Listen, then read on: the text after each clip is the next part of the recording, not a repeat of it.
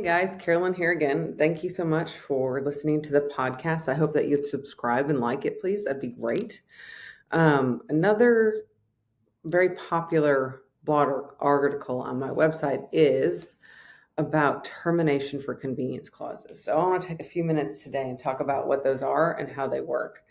So I think it's best to start with what a contract normally has, right? So a contract normally has a termination clause, but it happens after you're in default, right? So if you fail to do anything required by the contract, whether that's turn in daily reports, submit the pay app correctly, all of that, anything you do that's not in accordance with the contract is a default, right? Not all defaults get called out, but legally, if you're not doing something that their contract requires or doing something in accordance with the contract, then you're in default, right? And so the normal way a contract works is that you get notice of your default, you get a chance to cure that default, and then if you don't, then you get terminated, right? So it's, you get a notice to cure letter, 48 hours, here's the issue, you don't have enough guys on the job, get out there and fix it, or we're going to terminate you, right? And so then if you don't fix it, then you get terminated, right? And we'll talk about what happens when you get terminated and why you don't want that to happen here in a second after we talk about what termination convenience is. So normally a contract has what's called a termination for cause reason, right? So you're in default, you don't fix it, there's a reason why you're being terminated. A termination for convenience clause means there's no default. They can terminate you for any reason or no reason at all at any time.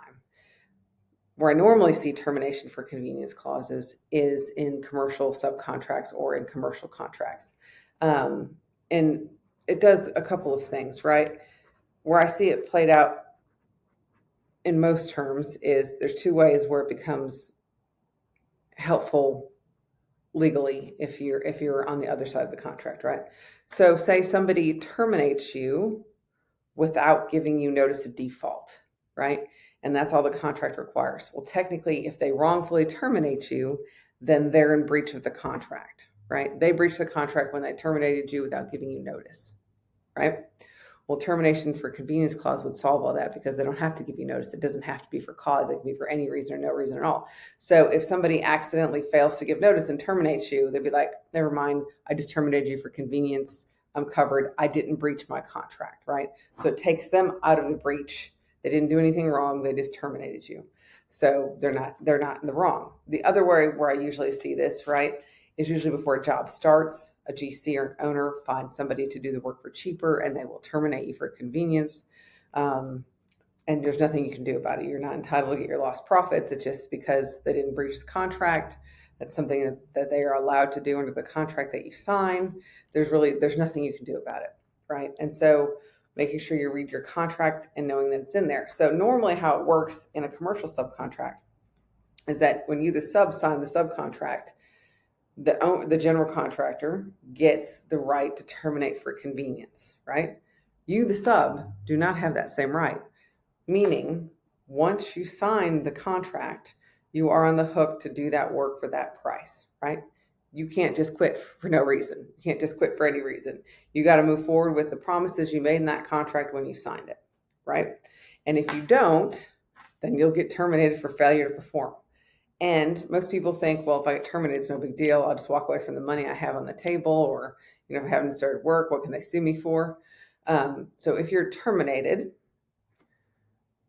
they're entitled to sue you. And the person suing you, when you breach the contract, their damages, the dollar amount they will be seeking from you is what you agreed to do the work for, right?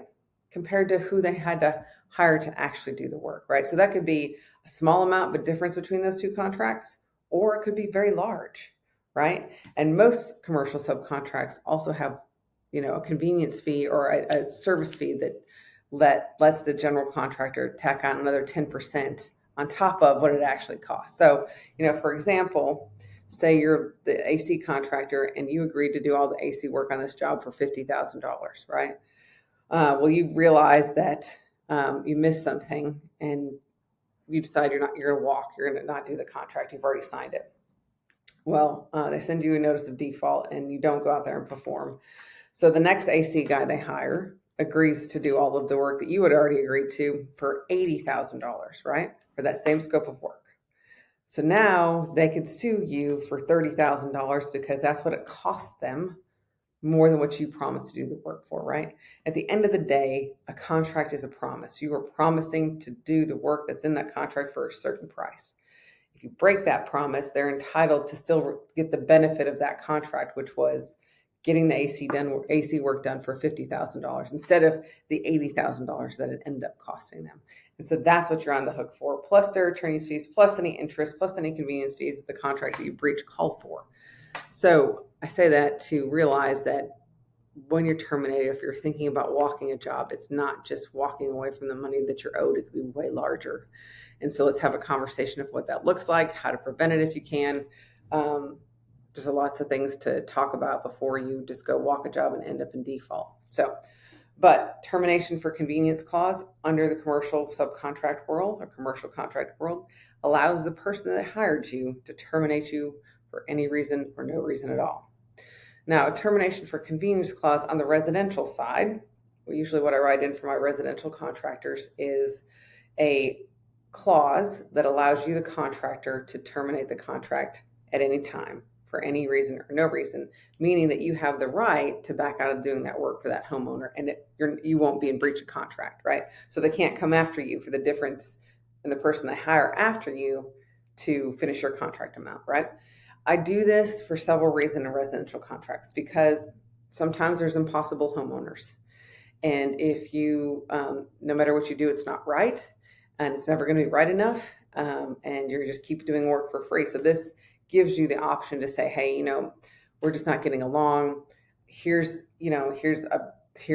how the money that you paid me, here's where it was spent. You could even put in a cancellation fee, right? Like, if they cancel the contract, then you're entitled to a fee. But having this clause prevents you from working for a terrorist. Okay, let's put it that way. I've seen it several times where people just come out, overmanage the project, overmanage the contractor. It's uncomfortable. They're yelling at the contractor. Contractor doesn't want to work under these terms, and technically the owner's not in breach of the contract, so they can't really leave. Otherwise, they would be in breach of the contract. So this clause lets the contractor cancel the contract without it being a breach. So on the residential side, I do put termination for convenience clauses in there for the contractors because of those types of situations. And that way, if you have to leave the job because you can't get along, you're not in violation and you're not in breach of the contract. So if you have any other questions about termination for convenience clauses or any other contract clauses, send me an email, send me a comment, and we'll make sure to address it on the show. But I hope this is helpful. If you need information on a specific case or specific situation, feel free to reach out to me. If you reach out to me on Facebook or social media, I can send you my Calendly link. You can get on my calendar, or you can call the office at 713-715-7334. Thanks, guys. Hope you have a great day.